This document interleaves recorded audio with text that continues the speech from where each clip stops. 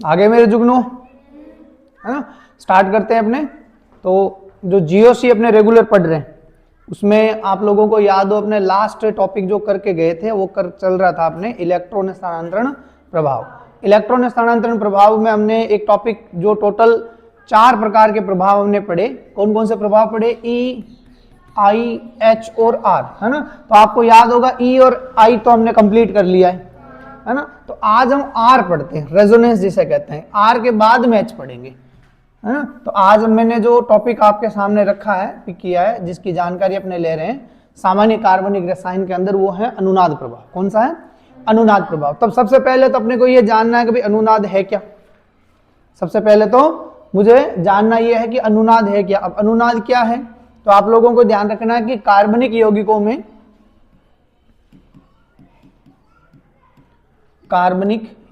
में साथ साथ में लिख लेंगे। कार्बनिक यौगिकों में पाई बंध के इलेक्ट्रॉनों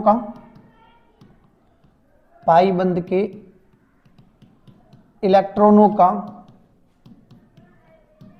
अन्य पाई बंध या धन आवेश या ऋण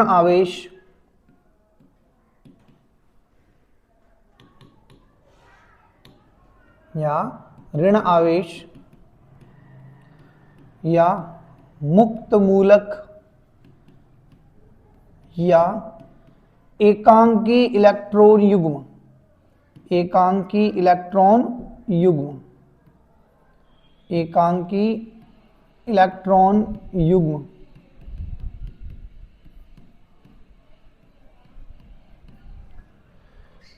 के साथ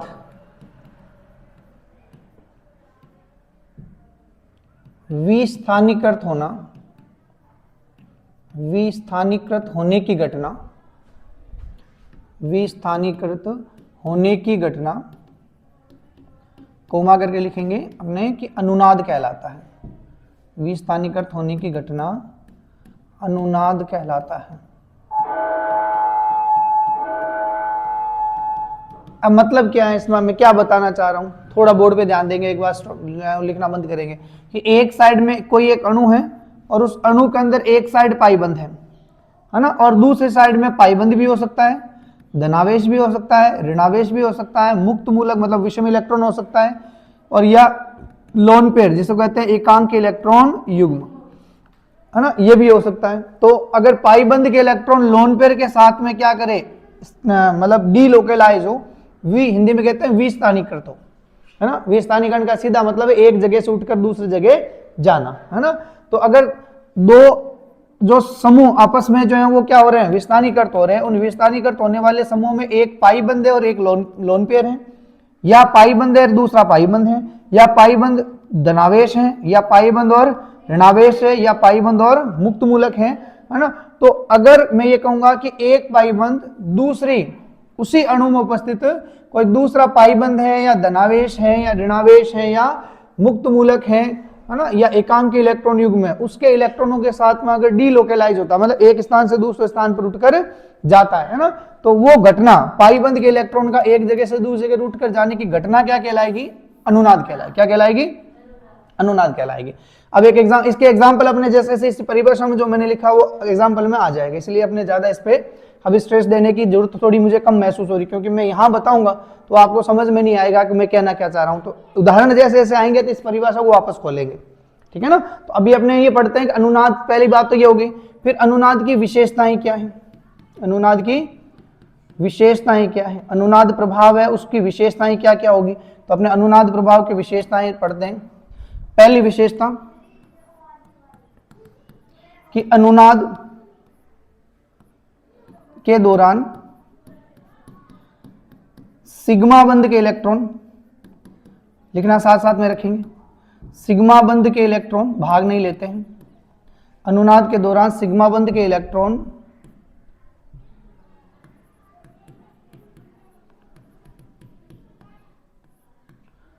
भाग नहीं लेते हैं। आप लोगों को ध्यान हो तो प्रेरणिक प्रभाव में सिग्मा बंध के इलेक्ट्रॉन भाग लेते हैं, पाई बंध के इलेक्ट्रॉन भाग, अनुनाद में पाई बंध के इलेक्ट्रॉन भाग लेते हैं, सिग्मा बंध के इलेक्ट्रॉन भाग नहीं लेते, है ना। अब अपने कहेंगे अनुनाद से जो संरचनाएं बनती है, जैसे इलेक्ट्रॉन एक स्थान से उठकर दूसरे स्थान पे जा रहा है, तो उसकी वजह से जो दूसरी स्थिति बनी, उस स्थिति को हम कहेंगे संरचना, नई संरचना बनी। और नई जो संरचना बनती है उसको कहते हैं अनुनादी संरचना। तो मैं कहूंगा अनुनाद से प्राप्त, अनुनाद से, सरल भाषा लिखने की कोशिश करता हूं, अनुनाद से बनने वाली, अनुनाद से बनने वाली नई संरचना, नई संरचना अनुनादी संरचना कहलाती है, अनुनादी संरचना कहलाती है।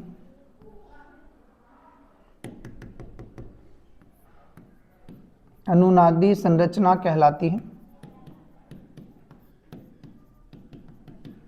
अब जो दो अनुनादी संरचनाएं होगी उसके बीच में, जैसे पीछे भी मैं आपको खूब बार बता के आया हूं कि दो अनुनादी संरचनाओं के बीच में क्या लगाते हैं, दो तीर वाले सिर, एक तरह से कह सकता हूं ऐसा कोई तीर जिसके ऊपर दो सिर लगे हो, इंग्लिश में बोलते हैं डबल हेड एरो।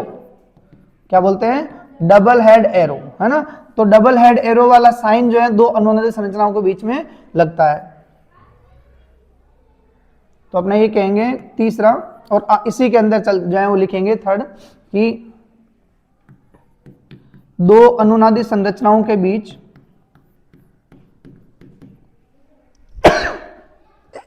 सॉरी, दो अनुनादी संरचनाओं के बीच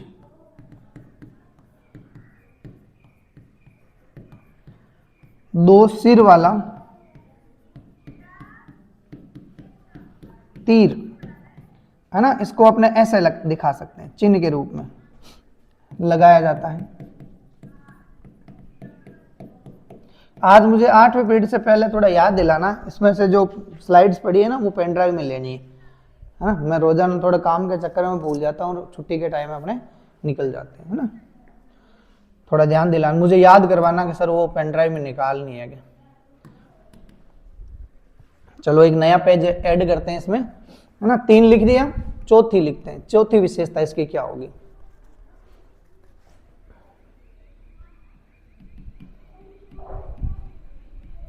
अनुनादी संरचनाओं को मिलाकर, अनुनादी संरचनाओं को मिलाकर, अनुनादी संरचनाओं को मिलाकर बनी एक संरचना, बनी एक संरचना अनुनादी संकर कहलाता है, अनुनादी संकर कहलाता है। इंग्लिश में बोलते हैं रेजोनेंस हाइब्रिड।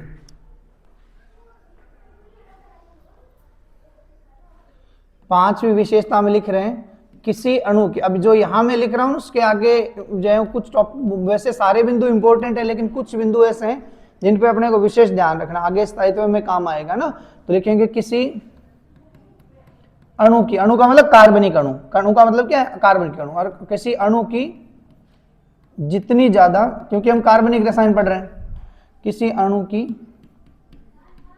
जितनी अधिक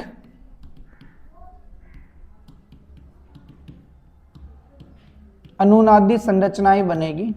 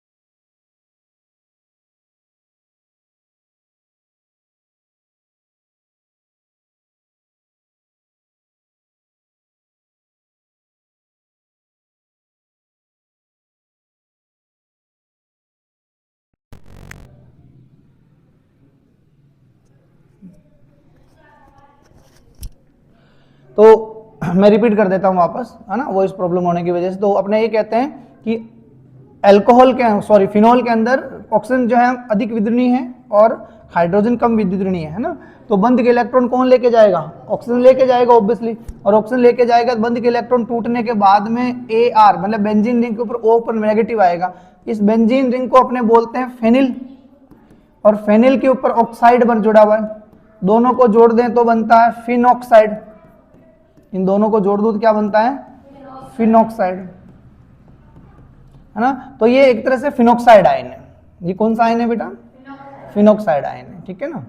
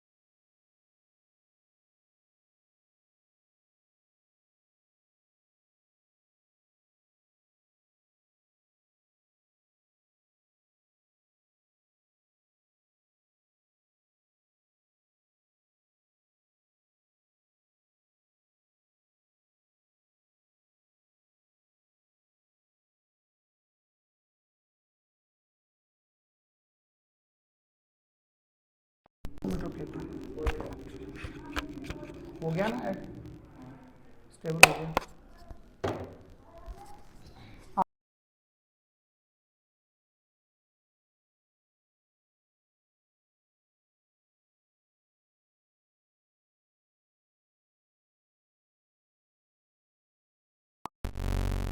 ये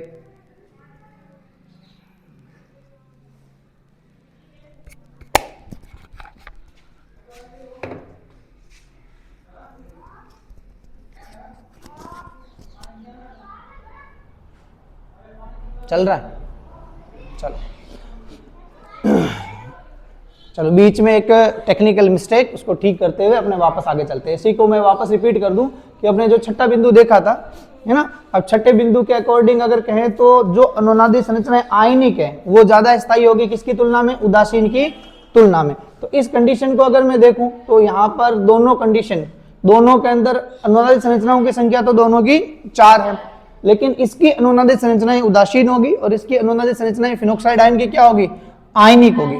क्या होगी? आयनिक, क्योंकि इसके ऊपर खुद ही आयन है, ये आयन है, फिनॉक्साइड आयन है, और फिनॉक्साइड आयन है, इसका मतलब इसकी अनुनादी संरचनाएं क्या होगी? आयनिक होगी। ये आयनिक अगर है, ये मतलब आयनिक अणु है तो इसकी अनुनादी संरचनाएं भी क्या होगी? आयनिक। इसका मतलब इन दोनों में से ज्यादा स्थायी कौन हुआ? फिनॉक्साइड आयन अधिक स्थायी हुआ किसकी तुलना में? फिनोल की तुलना में। अब आपने आगे जाके अपने देखेंगे, इसी बात को मैं वापस रिपीट करूंगा, आप जब ध्यान दोगे भाई, अपने जनरली अपने बायो में पढ़ते हैं कि हर संतति, आगे आने वाली पीढ़ी अपने पीछे वाली पीढ़ी से गुणों में अच्छी होती है, जनरली कहते हैं ना। तो अपने ये कहते हैं कि अगर फिनोल में OH बंध टूटा है अभी विषमांश विखंडन से और हाइड्रोजन बाहर निकला है प्लस के रूप में और फिनॉक्साइड आयन बना है, अब ये जो फिनॉक्साइड आयन बना है, ये फिनॉक्साइड आयन अपने कहते हैं अनुनाद से क्या हो गया? स्थायी हो गया। ये अनुनाद से क्या हुआ? स्थायी हो गया। अनुनाद से स्थायी हुआ। अगर अनुनाद से ये स्थायी हो गया, है ना, अब अपने कहते हैं स्थायी तो फिनोल भी था, है ना, लेकिन इन दोनों की अगर तुलना करूं मैं तो दोनों में ज्यादा स्थायी कौन है? फिनॉक्साइड आयन ज्यादा स्थायी है। इसका मतलब सिंपल सी बात है कि फिनोल जो एक कम स्थायी अणु है, फिनोल एक कम स्थायी अणु है, वो अधिक स्थायी अणु में क्या होगा? बदलेगा। अब अधिक स्थायी अणु कौन सा है? फिनॉक्साइड, है ना, फिनॉक्साइड आयन में बदलेगा, जबकि फिनोल कम स्थायी है। इसका मतलब फिनोल को फिनॉक्साइड में बदलने के लिए क्या करना पड़ेगा? OH बंध तोड़ना, और OH बंध तोड़ेगा तो ये फिनोल H को किस रूप में निकालेगा?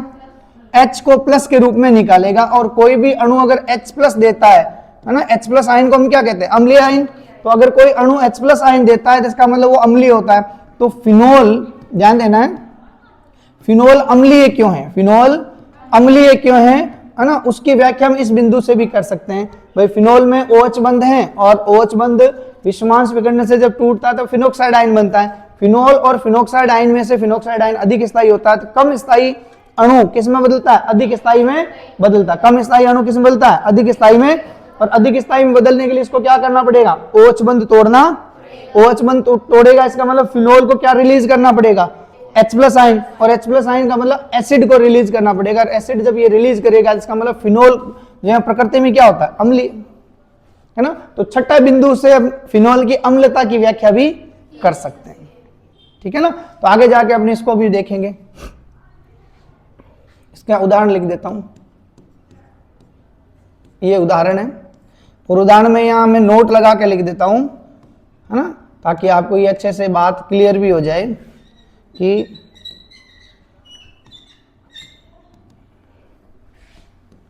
फिनोल के अम्लीयता की व्याख्या इस बिंदु के माध्यम से, इस बिंदु के माध्यम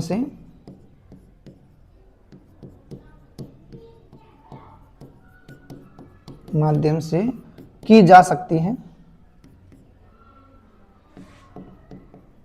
मतलब 6 नंबर पॉइंट है, उसकी हेल्प से हम फिनोल एसिड क्यों है उसकी व्याख्या भी हम कर सकते हैं, है ना। ये लो भाई साहब जी, ये आपका इसका उदाहरण रहा, ठीक है। चलो एक नया पेज जोड़ते हैं और अब मैं ले लेता हूं जनरली अपने कहें कि ज्यादातर बिंदु अपने इसके अंदर अपने 6 बिंदुओं में विशेषताओं के अंदर अपने पढ़ लिया। अगर ध्यान दिया हो आप लोगों ने तो हम पहली स्लाइड से हमने शुरू किया था, इसकी विशेषताएं, और 3 विशेषताएं यहां लिखी और 3 विशेषताएं यहां लिखी, है ना। नेक्स्ट अगर स्लाइड की अगर बात करूं तो अपने मतलब विशेषताओं के बाद में अनुनाद के देखते हैं प्रकार। अनुनाद के क्या देखते हैं, तो इसी के अंदर अपने एक छोटा सब टॉपिक लगा लेते हैं, अनुनाद के प्रकार। अनुनाद के प्रकार, अनुनाद के कितने प्रकार होते हैं उसको अपने देखते हैं।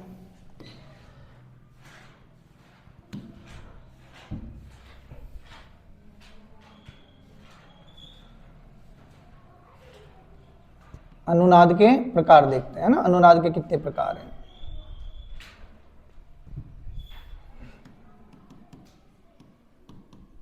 अनुनाद के प्रकार,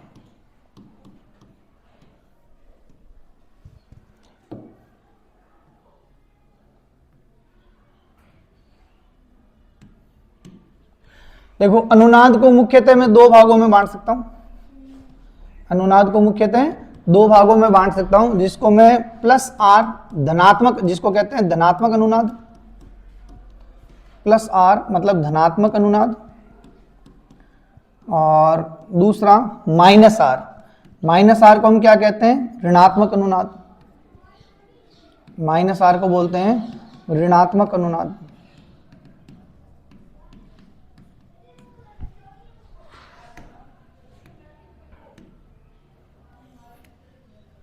है ना। ये जनरली वही बात है, थोड़ा समझने का प्रयास करना। देखो अगर मैं कहूंगा कि कोई भी एक अणु है और उस अणु के ऊपर कोई समूह जुड़ा हुआ Z, ध्यान देना, कोई अणु है और उस अणु पर क्या जुड़ा हुआ है, एक समूह Z जुड़ा हुआ है ना। अब अगर वो Z जो है वो क्या कर रहा है, इलेक्ट्रॉनों का इसमें दान कर रहा है, इस अणु में, जिस अणु पर वो Z जुड़ा हुआ है ना, वो अणु में क्या कर रहा है, इलेक्ट्रॉनों का दान कर रहा है ना। दान कर रहा है तो ऑब्वियसली इसके ऊपर खुद पर क्या आएगा, इलेक्ट्रॉन की कमी, मतलब धनावेश आएगा, है ना। तो ऐसा कोई समूह जो किसी अणु पर जुड़कर इलेक्ट्रॉनों का दान किसमें करे, उस अणु में करे, और शून्य पर क्या आ जाए, उसमें इलेक्ट्रॉन की कमी आ जाए, है ना। तो ऐसा समूह जो है +R प्रभाव वाला समूह कहलाएगा, +R प्रभाव वाला समूह कहलाएगा, +R प्रभाव वाला समूह कहलाएगा ना। अब अगर मैं इसकी बात करूं -R की, तो -R को कैसे लिखेंगे कि भाई कोई अणु है और उस अणु के ऊपर क्या जुड़ा हुआ है, Z जुड़ा हुआ है, अणु पर क्या जुड़ा हुआ है, Z, और वो इलेक्ट्रॉनों को उस अणु में से क्या करे, ये जेड क्या करे, अणु में से इलेक्ट्रॉनों को खींचे, अणु में से इलेक्ट्रॉनों को खींचे, है ना। तो ऑब्वियसली अणु में इलेक्ट्रॉन की क्या हो जाएगी, कमी हो जाएगी। उस जेड, उस समूह के ऊपर जो जेड पर जुड़ा होगा उसमें इलेक्ट्रॉन की क्या होगी, अधिकता। अधिकता को हम क्या कहते हैं, माइनस। तो इस जेड का कौन सा प्रभाव होगा, माइनस आर। मतलब एक तरह से ये कह सकते हैं कि अगर किसी अणु पर ऐसा कोई समूह जुड़ा हो जो उस अणु से इलेक्ट्रॉनों का क्या करता हो, खिंचाव करता हो, है ना, तो उस समूह का प्रभाव किसका होता है, ऊपर जुड़े हुए समूह का। उस समूह का कौन सा प्रभाव होगा, माइनस आर प्रभाव। और अगर सरल भाषा में इसको मैं बोलना चाहूं, ठीक है ना, अगर और सरल भाषा में इसको बोलना चाहूं जनरली, तो अपने कहेंगे ऐसे कोई अणु, है ना, ऐसे कोई अणु जिस पर कोई समूह जुड़ा और उस वो समूह क्या है, इलेक्ट्रॉन दाता समूह है। कैसा समूह है, इलेक्ट्रॉन दाता समूह है। तो इलेक्ट्रॉन दाता समूह जनरली उनका कौन सा प्रभाव होता है, प्लस आर। इलेक्ट्रॉन दाता समूह का कौन सा प्रभाव होता है, प्लस आर। ऐसे में कह दूं किसी अणु पर कोई समूह जुड़ा है, उस समूह, वो समूह कैसा है, तो आप कहोगे कि वो इलेक्ट्रॉन ग्राही समूह है, मतलब इलेक्ट्रॉनों को खींचता है। इलेक्ट्रॉन ग्राही समूह, उस अणु में से इलेक्ट्रॉन खींचता है। तो उस समूह का कौन सा प्रभाव होगा, माइनस आर प्रभाव होगा। कौन सा प्रभाव होगा, माइनस आर प्रभाव होगा। कुछ समझ में आ रही है बात आपको। इसको जनरली अपने ऐसे भी लिख सकते हैं। चलो ठीक है, तो अपने इसको राइट डाउन करते हैं आगे। ये इसका एक तरह से मॉडल बना सकते हैं कि ये सब मॉडल होगा इसका, है ना।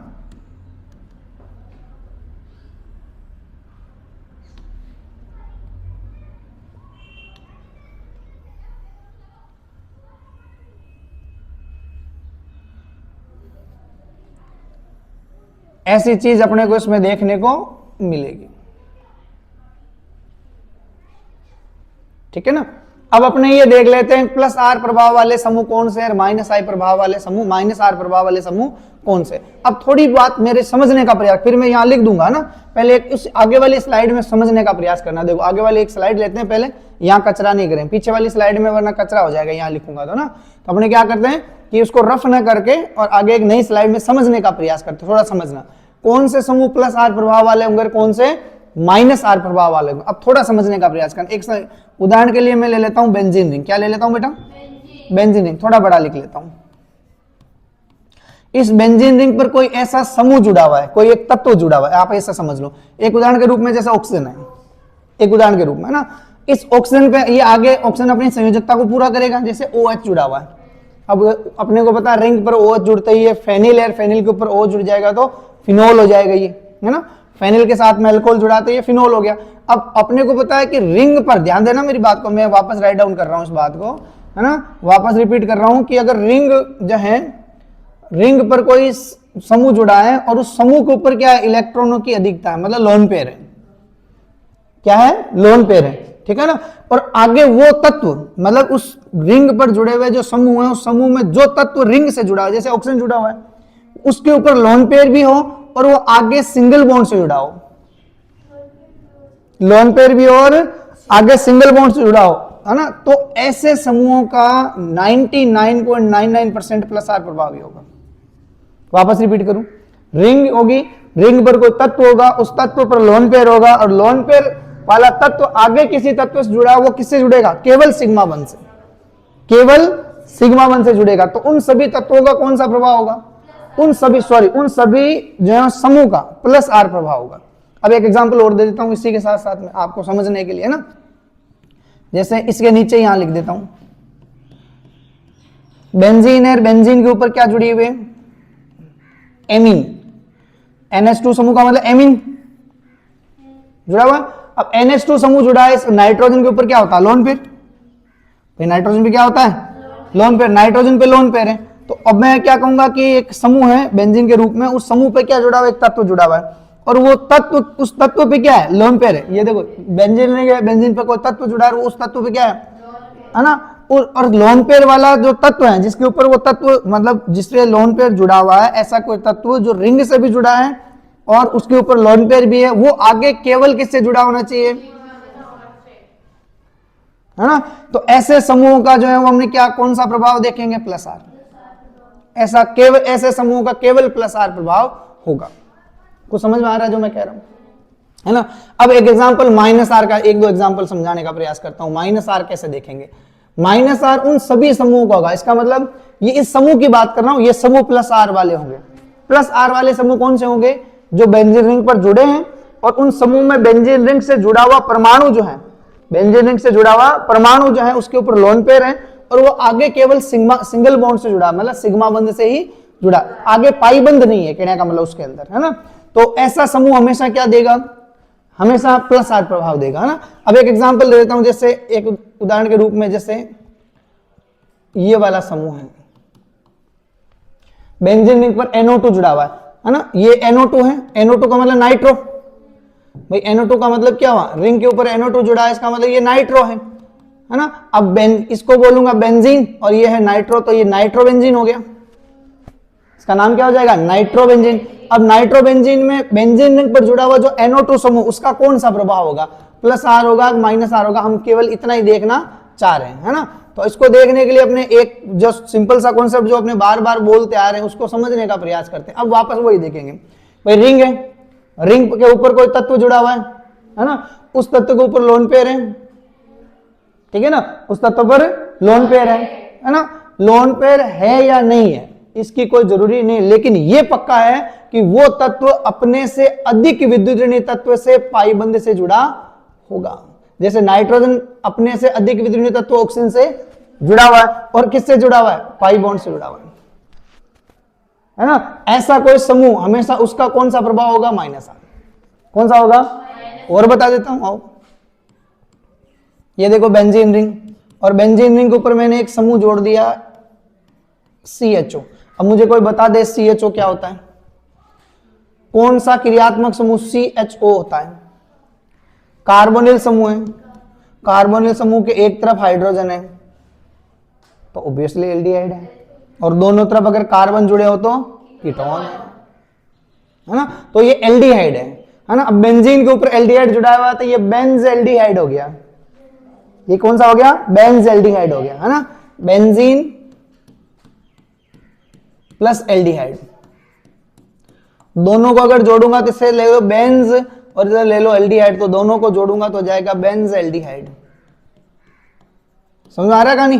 तो बेंजेल्डिहाइड। अब बेंजेल्डिहाइड को भी अगर ध्यान से आप देखोगे तो ऐसी कहानी है कि रिंग से जुड़ा हुआ तत्व या परमाणु ऑक्सीजन कार्बन है, और कार्बन अपने से ज्यादा विद्युत तत्व ऑक्सीजन से जुड़ा हुआ, जैसे नाइट्रोजन अपने से ज्यादा विद्युत तत्व ऑक्सीजन से जुड़ा हुआ था, है ना।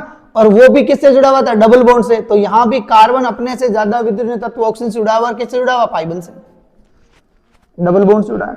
तो इसका मतलब ऐसे समूह का कौन सा प्रभाव होता है? माइनस आर होता है। और देख लो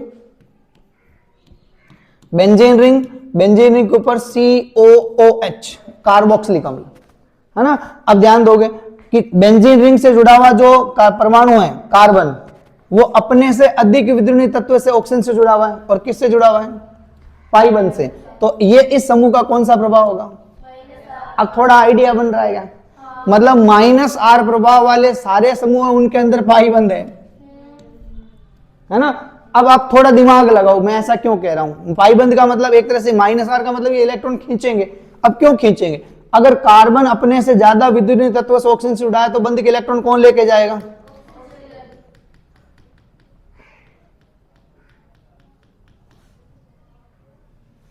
थोड़ा ध्यान देना भाई, कार्बन अपने से ज्यादा विद्युत तत्व ऑक्सीजन से जुड़ा है तो बंध के इलेक्ट्रॉन, पाई बंध वाले इलेक्ट्रॉन, क्योंकि सिग्मा और पाई बंध में से कमजोर तो पाई बंध होता है, तो पाई बंध जब भी टूटने की बारी आएगी तो समान विकर्ण से इलेक्ट्रॉन कौन लेके जाएगा? तो कार्बन पे इलेक्ट्रॉन की कमी आएगी कि वृद्धि होगी? और यहां से अगर इलेक्ट्रॉन की कमी आएगी तो फिर ये बंध के मतलब पाई बंध के इलेक्ट्रॉन रिंग से खींचेगा, क्योंकि इसके पास में इलेक्ट्रॉन की क्या होगी? कमी। धनावेश, ये तो है धनावेशित कार्बन और ये सामान्य कार्बन। आपको मैं खूब जगह बता चुका हूं कि 3 तरह के कार्बन होते हैं, है ना। तो ये तो है भूखा शेर, बब्बर शेर, ये है शेर, और ये है फूड पेट भर के खाया हुआ शेर। तो ऋणावेश होगा तो इलेक्ट्रॉन कम खींचेगा, नॉर्मल वाला कार्बन इससे ज्यादा इलेक्ट्रॉन खींचेगा। सबसे ज्यादा इलेक्ट्रॉन खिंचाव का गुण किसमें होता है? धनावेशित कार्बन में। तो ये तो है धनावेशित कार्बन और ये सामान्य कार्बन, दोनों में से ज्यादा इलेक्ट्रॉन खींचने की पावर किसकी होगी? धनावेश वाले कार्बन की। तो ये इलेक्ट्रॉन रिंग में से खींचेगा, कौन से इलेक्ट्रॉन जाएंगे? पाई बंध, क्योंकि वही कमजोर है। है ना। अब ऑब्वियसली ये समूह कौन क्या कर रहा है, रिंग से इलेक्ट्रॉन खींच रहा है, तो ये खिंचाव समूह ही हुआ, और खिंचाव समूह को माइनस आर कहते हैं। अब थोड़ा आइडिया आया होगा कि प्लस आर का मतलब क्या और माइनस आर का मतलब क्या है। चलो मैं वापस फटाफट लिख देता हूँ ना, बिना टाइम वेस्ट किए उधर प्लस आर और माइनस आर के लिस्ट को पूरा करने की कोशिश करता हूँ। पीछे की स्लाइड में वापस चलते हैं, यहां लिख देता हूं जितने हो सके कि भी यहां आ सके, या एक फ्रेश स्लाइड में लिख दूं आगे, हाँ फ्रेश स्लाइड में पूरी एक जगह आ जाएगी, यहां लिख देते हैं, इधर लिख देते हैं प्लस आर प्रभाव वाले समूह, और इधर लिख देते हैं माइनस आर प्रभाव वाले समूह, ठीक है ना। अब दोनों को साथ साथ लेके चलते हैं, और चलो कौन कौन से ग्रुप इसमें आ सकते हैं। प्लस आर में तो वही सारे आएंगे, अब कहने की जरूरत नहीं है भाई, प्लस आर में तो वही सारे समूह आएंगे जिन समूहों के अंदर क्या होगा, लोन पेयर होगा, और वो परमाणु जो रिंग से जुड़ा हुआ वो आगे केवल सिग्मा बंध से जुड़ा हुआ है ना। तो अपने ये कहेंगे एक तो समूह है जैसे OH, फिर है OR, फिर है NH2, ठीक है, सब पे लोन पेयर है, ऑक्सीजन पे 2 लोन पेयर है, नाइट्रोजन पे 1 लोन पेयर है। ऐसे मैं कह दूं SH थायोल जुड़ा हो, तो सल्फर और ऑक्सीजन एक ही परिवार के तत्व हैं 16वें वर्ग के, तो उन पे भी 2 लोन पेयर ही होंगे। इसके अलावा अगर मैं कह दूं ये 1 डिग्री एमीन है, आगे जाके आप पढ़ोगे, एक हाइड्रोजन हटा के एक एल्किल समूह जोड़ दो तो हो जाएगी 2 डिग्री एमीन, फिर दोनों हाइड्रोजन हटा के 2 एल्किल समूह जोड़ दो तो बन जाएगी 3 डिग्री एमीन।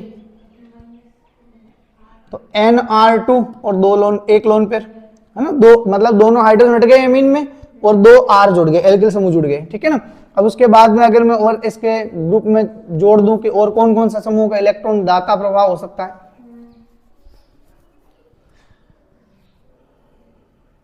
नाइट्रोजन, ऑक्सीजन, चलो जनरली ये अपने ये कह सकते हैं कुछ ऐसे समूह है जिनका प्लस आर प्रभाव मोटा मोटा, और कोई 1-2 याद आएगा तो मैं इसमें ऐड कर दूंगा। तो माइनस आर वाले अगर मैं कहूँ, माइनस आर वाले कौन कौन से समूह है जिनका माइनस आर प्रभाव होता है ना, तो उनको अपने यहां लिख लेते हैं। तो माइनस आर वाला जैसे अगर मैं पहला कह दूं, पहला आ जाएगा अपना एल्डिहाइड CHO, फिर आ जाएगा कीटोन समूह है ना, और फिर आ जाएगा कार्बोक्सिलिक अम्ल समूह, फिर आ जाएगा अम्ल हैलाइड और COX, फिर आ जाएगा एमाइड CONH2, और फिर आ जाएगा अपने इसके साथ में एनहाइड्राइड। अगर एनहाइड्राइड जुड़ा है तो वो भी ऐसा ही करेगा। और ऐसे ही अगर कह दूं कि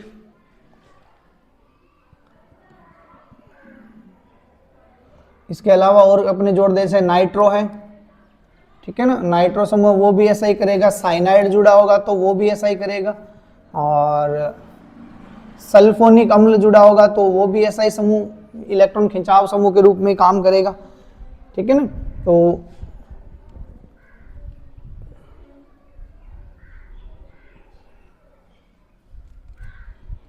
आइसोसाइनाइड जुड़ा होगा तो वो भी इसी तरह से काम करेगा। तो कुल मिलाकर कह दूं ये कुछ समूह हैं जो प्लस आर और ये माइनस आर दर्शाने वाले हैं, है ना, इनको राइट डाउन करना। और आपको आप अगर ध्यान दोगे ना तो मैंने वही कैटेगरी यहाँ पर लिखी है प्लस आर में, जिनमें रिंग से जुड़ा हुआ तत्व या परमाणु उसके ऊपर लोन पेयर है, वो आगे केवल सिंगल बॉन्ड से जुड़ा है।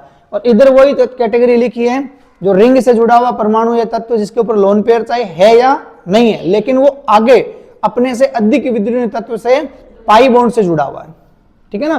तो ऐसे समूह माइनस आर में हो जाएंगे। आगे चलूं, यहां तक क्लियर हुआ है ना। अब अपने ये कहते हैं जब अपने इसके 2 प्रकार पढ़ चुके हैं, अनुनाद के 2 प्रकार पढ़ चुके हैं, तो परिभाषा के अंदर अगर आपने ध्यान दिया हो तो अनुनाद की परिभाषा मैंने लिखा था कि पाईबंद के इलेक्ट्रॉन के साथ पहली कंडीशन, ध्यान दो, पाईबंद के इलेक्ट्रॉन प्लस के साथ दूसरी कंडीशन, पाईबंद के इलेक्ट्रॉन ऋणावेश के साथ तीसरी कंडीशन, पाईबंद के इलेक्ट्रॉन मुक्त मूलक के साथ चौथी कंडीशन, पाईबंद के इलेक्ट्रॉन लोन पेयर के साथ 5वीं कंडीशन, है ना। क्या होते हैं, 20 स्थानीयकृत होते हैं, मतलब खेलते हैं जैसे 2 छोटे बच्चे खेलते हैं ना, भागते हैं एक के पीछे एक, है ना। तो एक तो पाईबंद होगा, उसके साथ खेलने वाला पाईबंद हो सकता है। तो पहला अनुनाद हो सकता है कि अगर 2 पाईबंद अनुनाद में भाग ले तो अनुनाद का प्रकार होगा पाई प्लस पाई, ठीक है ना। दूसरा, अगर पाईबंद के साथ में अनुनाद में भाग कौन ले रहा है, धनावेश, है ना, तो इसको बोलेंगे पाई प्लस धनावेश, दूसरा प्रकार। तीसरे प्रकार में कह सकते हैं कि अगर पाई बंध के साथ ऋणावेश इलेक्ट्रॉन में भाग ले रहा, जैसा आपने अगर ध्यान दिया हो इससे आगे वाली स्लाइड में फिनोक्साइड लिखा है मैंने, है ना, तो फिनोक्साइड में ऑक्सीजन पर क्या है, ऋणावेश है, नेगेटिव है, तो इधर तो पाई बंध है और इधर नेगेटिव है, तो यहाँ अनुनाद किसके बीच में होगा, पाई और ऋणावेश के बीच में होगा, तो ये कौन सा अनुनाद हो जाएगा, पाई प्लस ऋणावेश वाला, ठीक है ना। अब मुक्त मूलक वाला केस होगा तो पाई प्लस मुक्त मूलक का हो जाएगा, और last case pi plus lone pair वाला है। अब आपने अगर ध्यान दिया हो यहाँ पर, है ना बेटा, यहाँ ध्यान दो थोड़ा सा कि फिनोल वाले केस में ऑक्सीजन पे क्या है, लोन पेयर है, ऑक्सीजन पे क्या है, लोन पेयर है, तो इधर तो लोन पेयर है, इधर पाई बंद है, तो यहाँ अनुनाद किसके बीच में हो सकता है, पाई और लोन पेयर के, तो यहाँ जो अनुनाद होगा उसको क्या कहूंगा, पाई प्लस एकांक इलेक्ट्रॉन युग्म, है ना। तो कुल मिलाकर अगर कह दूं अनुनाद के अंदर, इस परिभाषा के अंदर अनुनाद के प्रकार भी बताए हुए हैं। कौन कौन से प्रकार हैं, पाई प्लस पाई, दूसरा पाई प्लस प्लस, दूसरा तीसरा पाई प्लस ऋणावेश, चौथा पाई प्लस मुक्त मूलक, पांचवा है पाई प्लस लोन पेयर। तो कुल 5 प्रकार पढ़ने, और पांचों प्रकार में अपने को अनुनाद सीखना, एक एक उदाहरण सबका देंगे, ठीक है ना। तो अपने अगली स्लाइड लेते हैं और स्लाइड में अपने सीखने का प्रयास करते हैं। समझ में आ रहा है। अब ये जो परिभाषा लिखी है ना, ये परिभाषा आगे अपने उदाहरण बनाएगी, तो उसके बाद में ये परिभाषा भी आपको समझ में आएगी, है ना। तो अपने पहला एग्जांपल ले लेते हैं, वो है पाई प्लस पाई। आओ भाई साहब, पाई प्लस पाई कौन सा अनुनाद है, पाई प्लस पाई अनुनाद, है ना। अब पाई प्लस पाई अनुनाद की अगर बात करो तो इसका उदाहरण कहां देखने को मिलता है, तो इसका उदाहरण लिखेंगे बेंजीन। इसका उदाहरण कहां देखने को मिलता है अपने को, तो इसका उदाहरण लिखेंगे,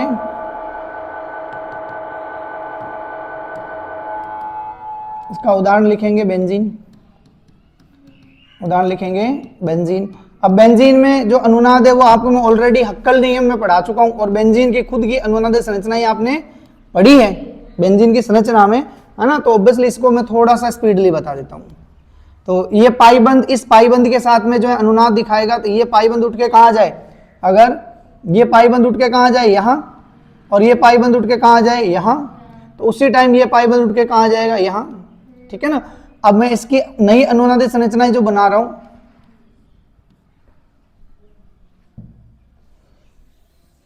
अलग अलग बना लेते हैं, एक साथ में ना बना के।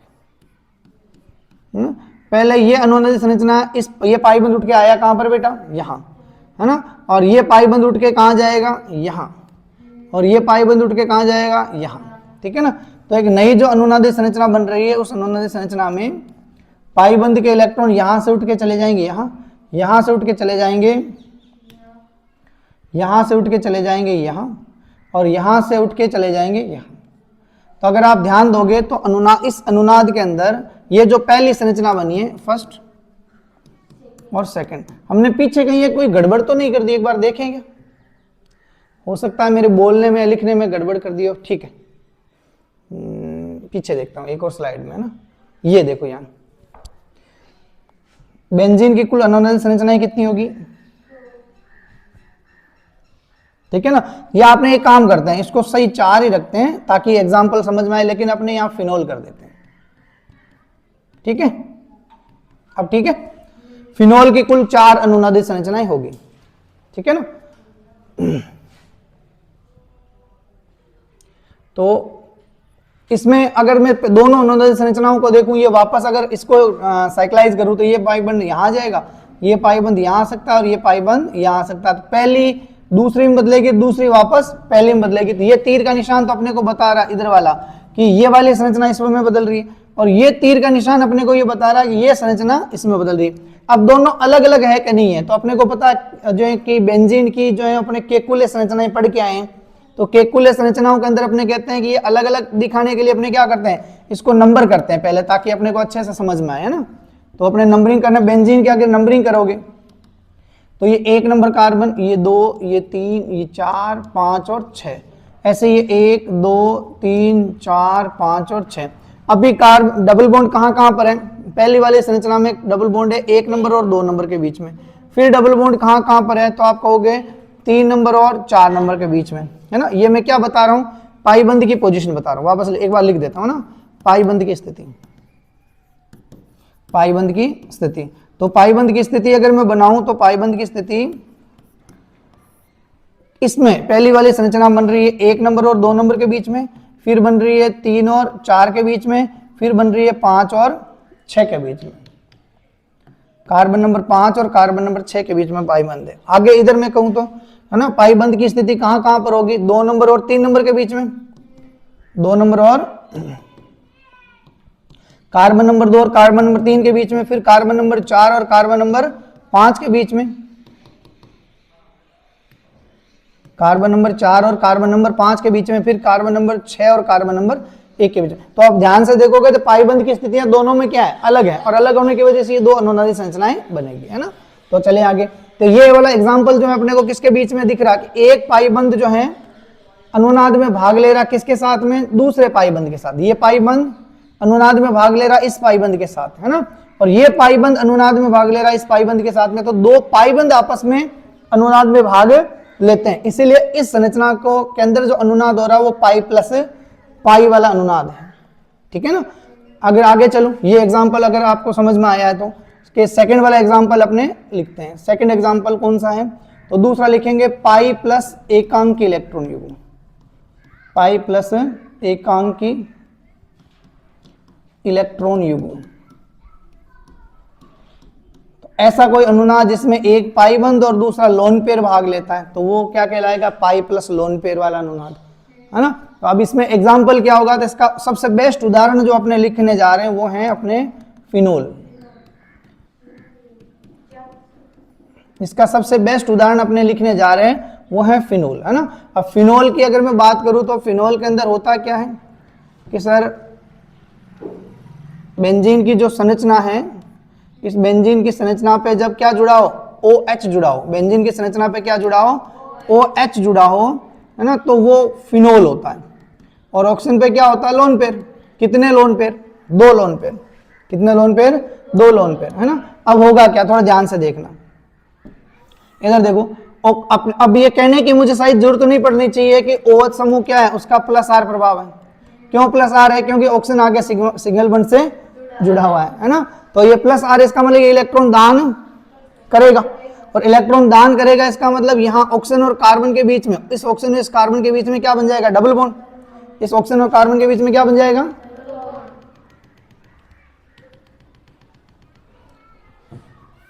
है ना, इस ऑक्सीजन और कार्बन के बीच में क्या बन जाएगा? Double bond. और जैसे इलेक्ट्रॉन दान मतलब कौन सा प्रभाव? प्लस R, है ना। और प्लस R की वजह से जो है वो जैसे ही इलेक्ट्रॉन यहाँ आएंगे तो आप थोड़ा दिमाग लगाओ, इस ऑक्सीजन और कार्बन के बीच में क्या बन जाएगा? Double bond. और डबल बॉन्ड बनते इस कार्बन की संयोजकता जो अभी 1 2 3 4 है, डबल बॉन्ड बनते 2 2 4 1 5 हो जाएगी। उससे बचने के लिए ये वाला लोन पाई बंद कहाँ उठ के चला जाएगा? यहाँ पर। कहाँ जाएगा? यहाँ पर। आगे जाके अपने पढ़ेंगे कि अगर रिंग पर कुछ समूह जुड़ा है, रिंग पर कोई समूह जुड़ा है, जैसे Z के रूप में OH जुड़ा हुआ है ना, तो जुड़े हुए समूह के पास वाली 2 स्थितियां, ये वाली और ये वाली, है ना, ये वाली कहलाएगी ऑर्थो, और इसके नीचे वाली ये वाली और ये वाली, ये दोनों कहलाएगी मेटा। क्लास में तो मैं आपको बता चुका हूं। और मेटा के नीचे एकदम नीचे की तरफ है वो पेरा, और पेरा के बिल्कुल सामने वाली मतलब जिस पे खुद जेड जुड़ा वो भी पेरा। इस पेरा जेड जिसके ऊपर जुड़ा उसको पेरा भी कहते हैं। इसको आगे जाके आप IPSO के नाम से भी पढ़ोगे। तो आप याद रखोगे कि ये दोनों पोजीशन पेरा होती है, ये दोनों ऑर्थो होती है, ये दोनों ऑर्थो होती है, ये दोनों मेटा होती है, ये दोनों पेरा होती है। ध्यान रखना है कि जो समूह जिसके ऊपर जुड़ा है, समूह जैसे जेड है, जैसे OH है, तो जिस कार्बन पे जुड़ा है वो पेरा है, उसके सामने वाला पेरा, उसके पास वाले दोनों ऑर्थो है। तो अभी पाईबंद के इलेक्ट्रॉन कहां जा रहे हैं? ऑर्थो पे। अभी ये पाईबंद का इलेक्ट्रॉन जब पहले बना था तो 1 इलेक्ट्रॉन दिया था इस ऑक्सीजन ने और 1 इलेक्ट्रॉन दिया था इस ऑक्सीजन ने, लेकिन ले कौन जा रहा है? कार्बन नंबर 2 दोनों ऑक्सीजन लेकर जा रहा है। तो 2 नंबर कार्बन पे 1 इलेक्ट्रॉन ज्यादा आएगा, और ज्यादा आने की वजह से क्या होगा? 2 नंबर कार्बन पे क्या आ जाएगा? ऋणावेश। कार्बन अगर सिंपल सी बात है कि एक्स्ट्रा इलेक्ट्रॉन ले रहा है तो इसके ऊपर क्या आएगा? 1 इलेक्ट्रॉन ज्यादा ऋणावेश। इस कार्बन ऑक्सीजन के बीच में क्या आ जाएगा? Double bond. यहाँ पर ऑक्सीजन के ऊपर क्या था? 2 लोन पेयर थे, अब 1 तो दान कर दिया तो बचेगा कितना? 1 ही। और सोचो कि जब इसने दान किया, दान करने के बाद में उसका क्या बना? पाईबंद। तो एक पाईबंद का 1 इलेक्ट्रॉन तो खुद के पास में ही है, 1 कार्बन के पास है, तो इलेक्ट्रॉन कितना दान किया इसने? 1 ही ज्यादा दान किया, तो ऑक्सीजन पे क्या आएगा? 1 धनावेश, है ना। अब O के साथ में क्या जुड़ा? H। O के साथ क्या जुड़ा हुआ है? H, है ना। थोड़ा ध्यान देना, 2 नंबर पे नेगेटिव। अब आप मुझे ये बताओ कि ये मेटा और पेरा वाली पोजीशन आप लोगों ने इसके बीच में जो डबल बॉन्ड है उसको चेंज किया नहीं, उसको छेड़ा ही नहीं, तो उसको लगा देता हूं। और ये मेटा और ऑर्थो के बीच में जो पोजीशन में डबल बॉन्ड है उसको छेड़ा, जो नहीं छेड़ रहे हैं उसको वैसे ही लगा दो, ठीक है ना। तो ये कंडीशन हो गई। अब उसके नेक्स्ट वाली वापस एक और संरचना बनाते हैं इसके बाद में। अब नया चेंजेस करें तो क्या होगा, देखो अब ध्यान दो, देखो इधर देखो, ये 2 नंबर कार्बन जो है और 3 नंबर कार्बन, ध्यान देना, धनावेशित कार्बन, सामान्य कार्बन, ऋणावेशित कार्बन। इधर देख लो, पहले सुनो एक बार, स्टॉप राइटिंग, कि नेगेटिव चार्ज की अगर बात करो तो ये वाला कार्बन 2 नंबर कार्बन ऋणावेशित कार्बन है और 3 नंबर कार्बन जो है वो सामान्य कार्बन है। प्लस वाला कार्बन तो इसमें है ही, इस कैटेगरी को उठाओ। इन दोनों में से ज्यादा इलेक्ट्रॉन खींचने वाला कौन है, 2 नंबर कार्बन या 3 नंबर कार्बन, कौन ज्यादा इलेक्ट्रॉन खींचेगा, है? थोड़ा ध्यान से सुनना पहले। देखो 3 नंबर कार्बन जो है वो सामान्य कार्बन, ये तो 3 नंबर वाला कार्बन है और ये कार्बन नंबर 2 है जिसके ऊपर ऋणावेश है। और सामान्य कार्बन और नेगेटिव कार्बन से कौन ज्यादा इलेक्ट्रॉन खींचेगा, सामान्य कार्बन, है ना। तो ऑब्वियसली कार्बन नंबर 3 क्या करेगा, कार्बन नंबर 2 से इलेक्ट्रॉन खींचेगा, और खींचेगा तो वो दोनों इलेक्ट्रॉन किसके बीच में आ जाएंगे, 2 नंबर और 3 नंबर के। तो 3 नंबर की पोजीशन देखो, 3 नंबर की अगर मैं बात करूं तो इस 3 नंबर के ऊपर ऑलरेडी अभी क्या है, 2, 3 और 1 क्या एक जुड़ा हुआ है, हाइड्रोजन। तो अभी जो संयोजकता है इस 3 नंबर कार्बन की 1, 2, 3 और 1 हाइड्रोजन जुड़ा है, 4 पूरी है। और जैसे ही डबल बॉन्ड बनता है तो 2 और 2 4 और 1 5 हो जाएगी। तो ये अपना पाई बॉन्ड उठा के, ध्यान देना वापस, है ना। तो पाई बॉन्ड कहां दे देता है, पेरा पर, कहां देता है, आगे वाले कार्बन पे, है ना, ताकि इसकी संयोजकता को कितना बना के रखा जाए, 4 पूरा बना कर रखा जाए। तो एक नई संरचना बन रही है, उस संरचना में पहले जो चेंज हो रहा है वो चेंज कर लो। इधर देखो 2 नंबर 3 नंबर के बीच में डबल बॉन्ड डाल दो और 3 नंबर और 4 नंबर के बीच का डबल बॉन्ड कहां जा रहा है, 4 नंबर के ऊपर, ऋणावेश आ गया। अब ऊपर वाला छेड़ा गया आपने तो उसको वैसे ही बनाओ, 1 लोन पेयर 1 प्लस, है ना। इधर वाला ये वाला पाईबंद अपनी जगह पड़ा, ठीक है ना। अब एक बात बताओ कि ये 4 वाला कार्बन अब क्या बन गया, ऋणावेशित, और 5 वाला कार्बन क्या है, सामान्य कार्बन। तो 5 वाला कार्बन 4 नंबर कार्बन से क्या करेगा, इलेक्ट्रॉन को, और जैसे ही खींचेगा तो 5 नंबर कार्बन की संयोजकता हो जाएगी 5, 2, 2 4 और 1 5, क्योंकि एक हाइड्रोजन भी जुड़ा है ना। तो 5 नंबर कार्बन जो है वो क्या करेगा, 6 नंबर कार्बन को क्या करेगा, इलेक्ट्रॉन दे देगा ना। और जैसे ही देगा तो नई संरचना क्या बनेगी,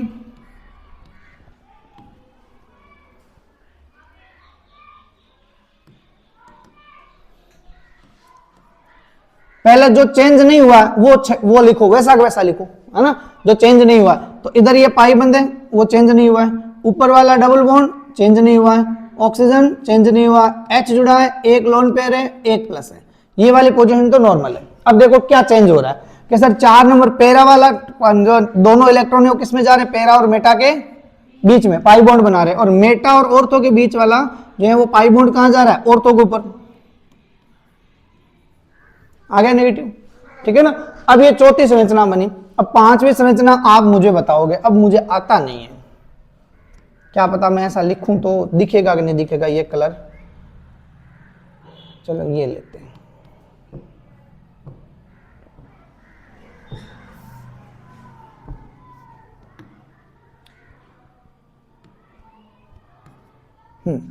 दिख रहा है क्या, चलो देखो अब क्या होगा नेक्स्ट, अगली वाली अनुनादी संरचना में अपने ये कहेंगे कि ये वाला जो लोन पेयर है ना, अपने को पता है ये कहां जाएगा, ये यहां चला जाएगा 6 नंबर और 1 नंबर के बीच में।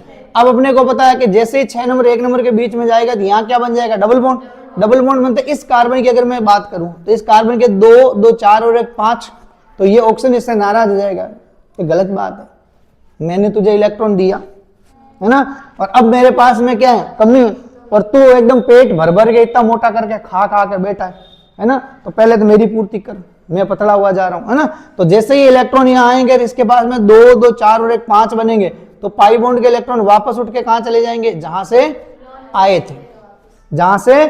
थे वहीं वापस चले जाएंगे। तो नई संरचना में क्या होगा, पहले तो वो देखो जो चेंज नहीं हो रहा, वो बनाओ कि सर ये तो चेंज हो रहा है, ये 2 चेंज नहीं